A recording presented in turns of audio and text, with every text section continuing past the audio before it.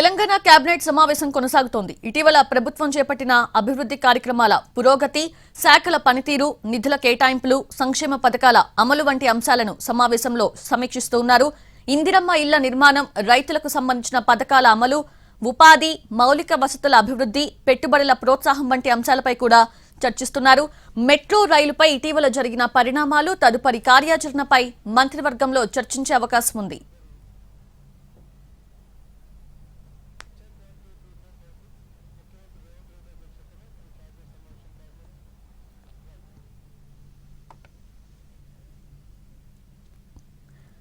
Telangana cabinet సమావేశం కొనసాగుతుంది. Latest updates తెలుసుకుందాము.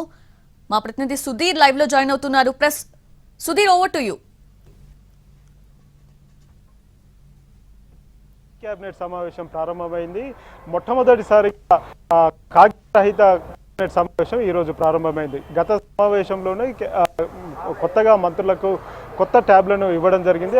ఆ తర్వాత ట్యాబ్లను తీసుకొని మళ్ళీ నిన్న 2 రోజుల క్రితం కూడా మళ్ళీ మంత్రులకు ఇవ్వడం జరిగింది. ఆ మంత్రులకు కేబినెట్ ఎజెండాను పూర్తిగా ట్యాబ్లోనే పంపించడం జరిగింది. ట్యాబ్లో చూసుకున్న తర్వాతనే దానికి సంబంధించిన పూర్తి సమాచారాన్ని, వివరాలను మంత్రులు సేకరించే ప్రయత్నం అయితే చేశారు. ప్రస్తుతం ఆ కొత్త ట్యాబ్లతోటే మంత్రులందరూ కూడా కేబినెట్ సమావేశానికి హాజరయ్యారు. ఈ కేబినెట్ సమావేశానికి మంత్రి కొండ సురేఖ మినహా మిగతా మంత్రులందరూ కూడా హాజరయ్యారు. కొండ సురేఖ అనారోగ్య కారణాలతోటి కేబినెట్ సమావేశానికి హాజరు కాలేదని చెప్పేసి సమాచారం అయితే అందుతుంది. ముఖ్యంగా కేబినెట్ సమావేశంలో మెట్రోకు సంబంధించి, మెట్రో రైలు మొదటి దశకు సంబంధించిన అప్పులు, అదేవిధంగా రెండో దశకు సంబంధించిన నిధుల సేకరణకు సంబంధించి ఈరోజు కీలకంగా కేబినెట్ సమావేశంలో చర్చిస్తారు. దాదాపు 13,600 కోట్ల రూపాయల అప్పులైతే మెట్రో మొదటి దశకు చెల్లించాల్సి ఉంటుంది. అది ఎల్ఎన్టీ నుంచి తెలంగాణ ప్రభుత్వం టేక్అవుట్ చేసింది కాబట్టి ఎల్ఎన్టీకి చెల్లించాల్సిన 13,600 కోట్ల రూపాయలకు సంబంధించిన అప్పును కేంద్రంలోని పలు కార్పొరేషన్ల నుంచి తీసుకోవాలని చెప్పేసి రాష్ట్ర ప్రభుత్వం అయితే భావిస్తుంది. అందుకు సంబంధించిన ప్రయత్నాలను ముమ్మరంగా కొనసాగిస్తుంది. మరొక వైపు మెట్రో రెండో దశకు సంబంధించి నిధులను సేకరించాలని చెప్పేసి రాష్ట్ర ప్రభుత్వం కేంద్ర ప్రభుత్వం మీద ఒత్తిడి తీసుకొచ్చే ప్రయత్నం అయితే చేస్తుంది. వీటికి సంబంధించి ఏ కార్పొరేషన్ నుంచి నిధులు సేకరించాలనే విషయానికి సంబంధించి కూడా కేబినెట్లో చర్చించే అవకాశాలు అయితే కనిపిస్తున్నాయి. వీటితో పాటుగా కేంద్ర ప్రభుత్వం ఇటీవల తీసుకొచ్చిన కొత్త పథకం జీరామ్జీ పథకం ఏదైతే ఉందో, గతంలో ఉన్న మహాత్మా గాంధీ ఉపాధి హామీ పథకం, జాతీయ ఉపాధి హామీ పథకం, ఆ ప్లేస్లోనే దీన్ని తీసుకురావడం జరిగింది.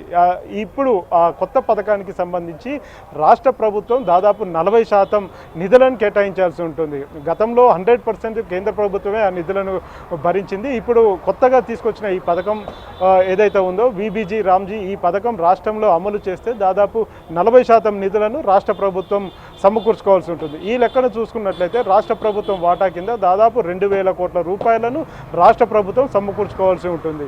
ఇప్పుడు ఈ పథకం అమలు చేయాలి అంటే ఖచ్చితంగా ఆ 2,000 కోట్ల రూపాయలకు సంబంధించిన నిధులను రాష్ట్ర ప్రభుత్వం సమకూర్చుకోవాల్సి ఉంటుంది. కాబట్టి ఈ పథకం అమలుకు వచ్చే సమస్యలు ఏంటి అనే విషయానికి సంబంధించి కావచ్చు, అదేవిధంగా వీటికి నిధులను ఏ విధంగా సమకూర్చుకోవాలనే విషయానికి సంబంధించి కూడా కేబినెట్లో నిర్ణయం తీసుకునే అవకాశం అయితే ఉంది. గడిచిన 2 రోజుల క్రితం కూడా సంబంధిత మంత్రి సీతక్క ఢిల్లీకి వెళ్ళి కేంద్ర మంత్రులను కూడా కలిసి ఈ పథకాన్ని అమలు చేసేందుకు కొంత సమయం కేటాయించాలని చెప్పేసి కూడా కేంద్ర ప్రభుత్వానికి విజ్ఞప్తి చేసింది. ప్రస్తుతం పాత పథకం మహాత్మా గాంధీ జాతీయ ఉపాధి హామీ పథకం రాష్ట్రంలో ఇంకా వాటికి సంబంధించిన పని దినాలు మిగిలే ఉన్నాయి. దాదాపు ఇంకొక 45 రోజుల పాటు కూడా అందుకు సంబంధించిన పనులు చేసేందుకు సమయం ఉంది. కాబట్టి ఈ పథకానికి సంబంధించి ఇప్పుడు కేబినెట్లో ఏ విధమైన నిర్ణయం తీసుకుంటారనేది ఆసక్తిగా ఉంది.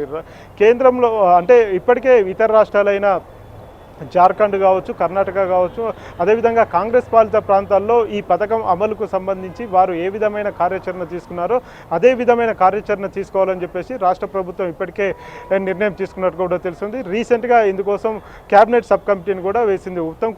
మంత్రి ఉత్తమ్ కుమార్ రెడ్డి అధ్యక్షతన కేబినెట్ సబ్ కమిటీని వేసింది. దాదాపుగా వీటితో పాటుగా ఇతర అంశాలు కూడా చర్చించే అవకాశాలు అయితే కనిపిస్తున్నాయి. తుమ్మిడిహెట్టికి సంబంధించి అక్కడ బ్యారేజ్ నిర్మించడం కావచ్చు, అదేవిధంగా ఉద్యోగుల సమస్యల పరిష్కారం కావచ్చు, ఇతర సమస్యలను కూడా కేబినెట్లో చర్చించి నిర్ణయం తీసుకుంటారు.